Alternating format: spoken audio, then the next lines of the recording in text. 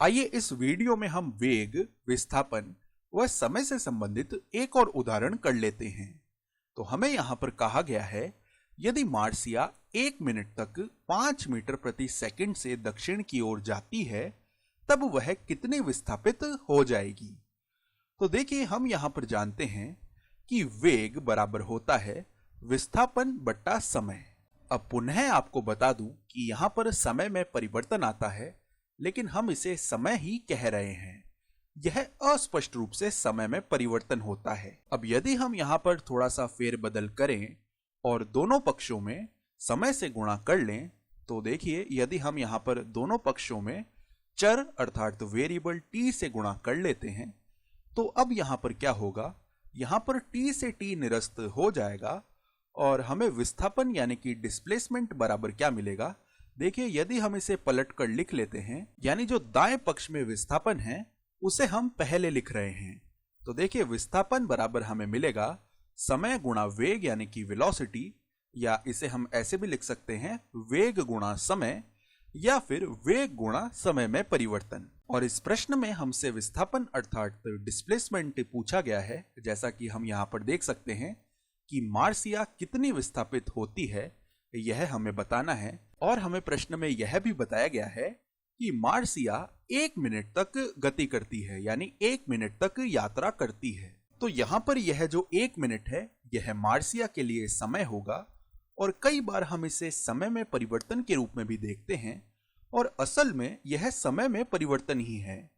इसे आप ऐसे समझ सकते हैं कि मार्सिया ने जब गति करना प्रारंभ किया होगा, तब उसकी विराम घड़ी यानी कि स्टॉप वॉच पर 0 मिनट होगा, और जब उसने गति समाप्त की होगी तब वहां पर 1 मिनट आ गया होगा।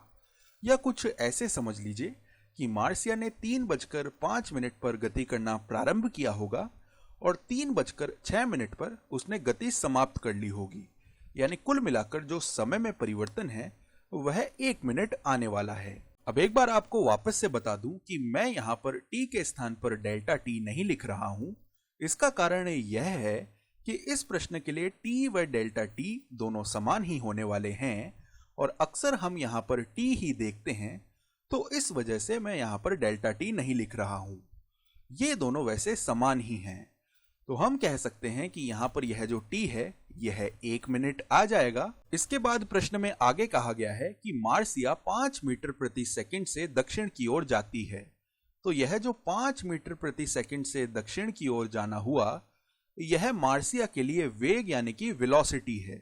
इस वेग में जो परिमाण यानी कि मैग्नीट्यूड है वह तो 5 मीटर प्रति सेकंड है, या हम इसे चाल अर्थात स्पीड भी कह सकते हैं, और जो दिशा है वह दक्षिण की ओर है। तो अब हम कह सकते हैं कि यह जो वेग है यह तो 5 मीटर प्रति सेकंड दक्षिण की ओर है।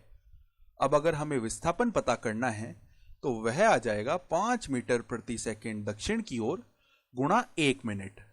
अब देखिए, समस्या यह उठती है कि जब हम यह विस्थापन ज्ञात कर रहे होंगे तो इसके परिणाम में हमें एक तो परिमाण मिलेगा जो कि हमें बताएगा कि मार्सिया कितनी दूरी तय कर चुकी है, और हमें दिशा मिलेगी। अब देखिए, दिशा के रूप में तो हमारे पास दक्षिण की ओर है। दिशा मिलने के बाद हम चाहेंगे कि यहाँ पर अन्य दूसरी इकाइयां नहीं आ रही हों, लेकिन हम यहाँ पर देख पा रहे हैं, देखिए मिनट है और यहाँ पर मीटर प्रति सेकंड है। तो अब ऐसा तो हो नहीं सकता है कि हम सेकंड और मिनट इन दोनों को आपस में निरस्त कर दें। ऐसा तो संभव है नहीं कि ये दोनों आपस में निरस्त होकर यहाँ पर 5 बचेगा और आगे कुछ और आ जाएगा। ऐसा संभव नहीं है। तो देखिए, यहाँ पर इन्हें निरस्त करवाने के लिए या तो हम ऐसे कर सकते हैं कि इस 5 मीटर प्रति सेकंड को हम मीटर प्रति मिनट की कोई मात्रा बनाएं, या फिर हम यह भी कर सकते हैं कि इस 1 मिनट को हम सेकंड में रूपांतरित कर लें। तो मेरी नजर में तो ज्यादा सरल यह होगा कि हम इस 1 मिनट को सेकंड में बदल लें। तो चलिए ऐसा कर लेते हैं। तो यहाँ पर देखिए, यदि हमें इस 1 मिनट को सेकंड में बदलना है तो सबसे पहले यहाँ पर अंश अर्थात न्यूमरेटर में है 1 मिनट, तो हम क्या करते हैं, यहाँ पर नीचे 1 मिनट लिखेंगे और यहाँ पर ऊपर सेकंड लिख लेंगे, क्योंकि यहाँ पर सेकंड है। अब हम जानते हैं कि 1 मिनट में 60 सेकंड होते हैं, तो यहाँ पर देखिए 1 मिनट में 60 सेकंड है। अब ऐसा कर लेने से क्या होगा, इस 1 मिनट से यह 1 मिनट निरस्त हो जाएगा।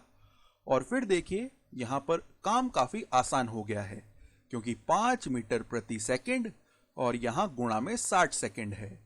तो अब हम देख पा रहे हैं कि यह भी देखिए सेकंड में ही है, तो इस सेकंड से यह सेकंड निरस्त हो जाएगा। अब यदि हम विस्थापन लिखते हैं तो देखिए वह क्या आ जाएगा, 5 गुणा 60 और उसके बाद हम इकाइयां लिखेंगे।